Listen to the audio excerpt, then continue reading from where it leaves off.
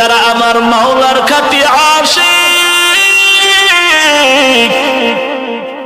এই জমিনে যারা আমার আল্লাহ তাআলার খাঁটি পাগল, ওই পাগলগুলো যখন শুনে ভোর রাতে আমার আল্লাহ প্রথম আসমানে হাজির,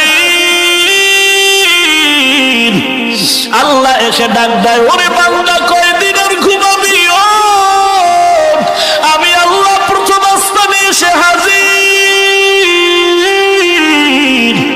কি প্রয়োজন চাও? আল্লাহ যারা খাঁটি গোলাম, ওই বান্দাগুলো সামান্য ঘুমাইয়া ঠান্ডা পানি দিয়া ওযু বানায়া ভোর রাতে উঠে সিজদায় পড়ে কাঁদে আর বলে, ওরে মালিক, তোমার হারানো গোলাম দরজায় হাজির। আমার মতো গুনাহগার কেউ নাই, আমার গুনার কারণে আমি নজর করে দেখি আমার চোখ দুটো নাপাক, গুনাহের কারণে আমার জিহ্বা নাপাক, আমার অন্তর নাপাক। আমার গুনাহের খবর আমার মা জানে না, ভাই জানে না, বোন জানে না। যদি জানতো আমার মা আমারে আদর করতো না, তারায় দিত। রে আল্লাহ, তুমি জানার পরেও পানি বন্ধ করো নাই, গাছ বন্ধ করো নাই, খানাও বন্ধ করো নাই। ও আল্লাহ, তোমার দরজার সির মালিক, মাফ করে দাও। তোমারে জীবনে দেখতে পারি না রে আল্লাহ, তোমার নবীরেও দেখতে পারি নাই রে আল্লাহ। আলেমদের কথা শুনে নবীর আদর্শের টুপি পরলাম, দাড়ি রাখলাম, লম্বা জামা পরলাম। কত মানুষ টুপিওয়ালা বলে গালি দেয়, তারপরও টুপি ফালাই না। কত মানুষ দাড়িওয়ালা বলে গালি দেয়, দাড়ি ফালাই না। কত মানুষ লম্বা জামা পরার কারণে বাঁকা নজরে তাকায়, তারপরও ফালাই না। ও আল্লাহ, নবীর আদর্শের টুপি দাড়ি এত সুন্দর, না জানি আমার নবীজি কত সুন্দর। ও আল্লাহ, ওই নবীরও দেখতে পারি নাই। ও মালিক, এত কষ্ট করে সংসার চালাই, কতদিন যায় সবার ঘরের চুলায় আগুন জ্বলে, আমার ঘরের চুলায় আগুন জ্বলে না। এমনও ঈদের দিন গেছে, সব সন্তানেরা নতুন জামা কাপড় পরে ঘুরে। আমি এমন গরিব, আমার সন্তানের ঈদের সময় একটা ভালো জামা কাপড় কিনে দিতে পারি না। এই প্রচন্ড ঠান্ডার ভিতরে কত ঘরের বাচ্চাগুলো কত সুন্দর শীতের পোশাক পরিয়া চলে। এমনও গরিব আছে রে বাবা, একটা ভালো পোশাক কিনার টাকাও নাই, একটা কম্বল কিনারও টাকা নাই রে বাবা। এই বান্দাগুলো তারপরও মন বেজার করে না, আলহামদুলিল্লাহ বলে জিকিরে বসে যায়, তাসবিহ পড়ে, আল্লাহর মহব্বত। এরে নবীর উম্মতের দল, ইমাম সাহেব ডাক দিয়া বলে, রে যুবক, আমার মাওলার মতো দয়াময় আর কেউ নাই। আমার আল্লাহরে তুই মহব্বত করিয়া যদি ডাক দাও, ওরে সন্তান যখন আব্বাকে আব্বা বলে ডাক দেয়, বাবার কলিজা ঠান্ডা হয়ে যায়। সন্তান যখন মাকে মা বলে ডাকে, মায়ের কলিজা ঠান্ডা হয়ে যায়। এরে নবীর উম্মতের দল, আমি আল্লাহর তো ছেলে নাই, মেয়ে নাই যে আব্বা বলে ডাকবে।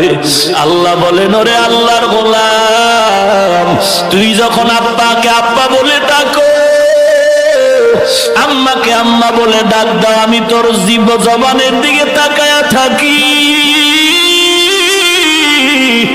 তুই আব্বা কয়ে ডাকো, মা কয়ে ডাকো, কোনো বাধা নাই। তবে আমি চাই তুই ফাঁকে ফাঁকে একবার আল্লাহ কয়ে ডাক দিবি। তোর একটা ডাক আমি শুনবার ইচ্ছা করি।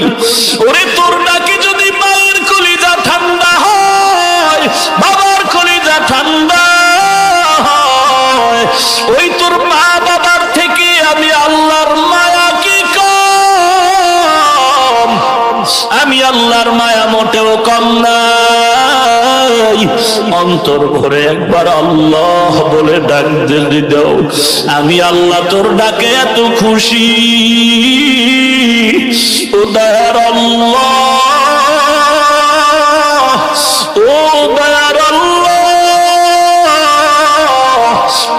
কুদরতের নজর দিয়ে দেখো এই ময়দানের মানুষগুলো কি চায়। টাকা চায় না, বাড়ি চায় না, জাহান্নাম থেকে মুক্তি চাই। ও দয়ার আল্লাহ, ও দয়ার আল্লাহ, মেহেরবানি করে কুদরতের নজরটা দিয়া তাকা দেখো। আয় আল্লাহ, আমরা সবাই তোমার দরবারের আসামি। দুনিয়ার মায়ায় পড়ে গুনাহ করে করে জীবনটারে কাটাইলাম। আয় আল্লাহ, জীবনটারে নাপাক করেছি রে আল্লাহ। আজকে তোমার দরওয়াজায় আসছি তওবা করার জন্য। মেহেরবানি করে তুমি আমাদের মাফ করে দাও। ইমাম ডাক দিয়ে কয়, রে বান্দা, আল্লাহর মোহাব্বত নিয়ে তুমি ভোর রাতে ডাক দাও, আল্লাহর কাছে কান্না করো, আল্লাহ তোমার চাওয়া মাত্র সব দিয়া দিবে।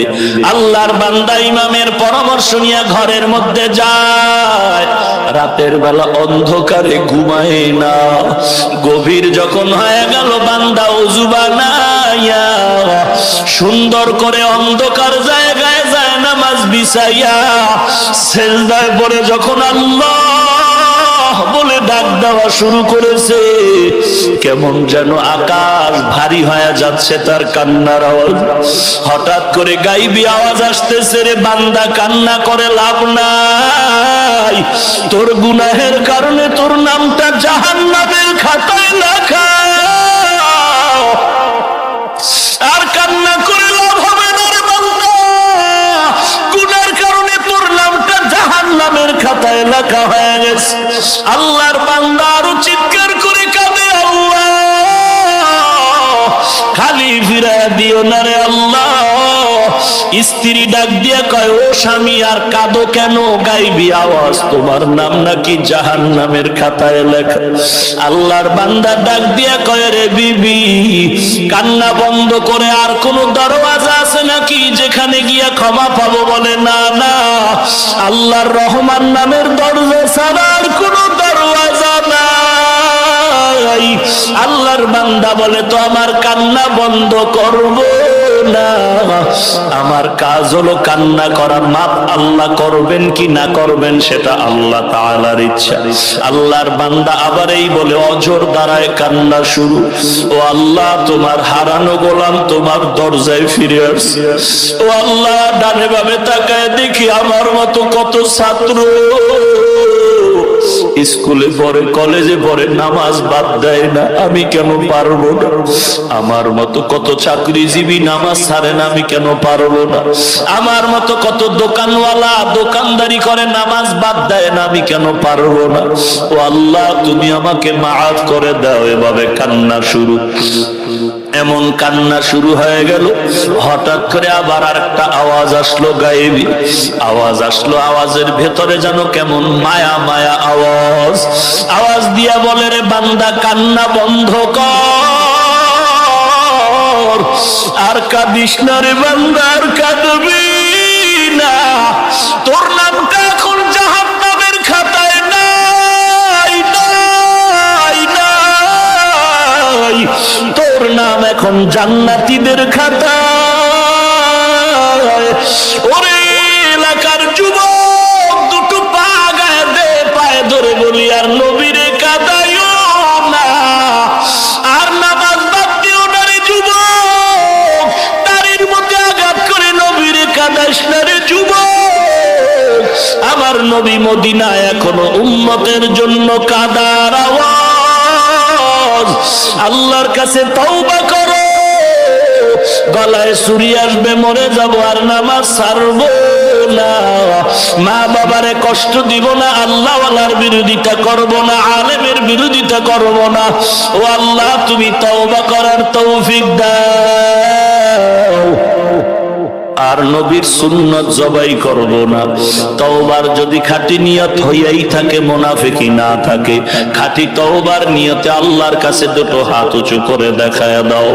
ও আল্লাহ, দয়া করে সবার হাত কবুল করে নেন, কারো হাত খালি হাতে ফিরাইয়া দিয়েন না। সবার সিনার ভেতরে হেদায়েতের নূর,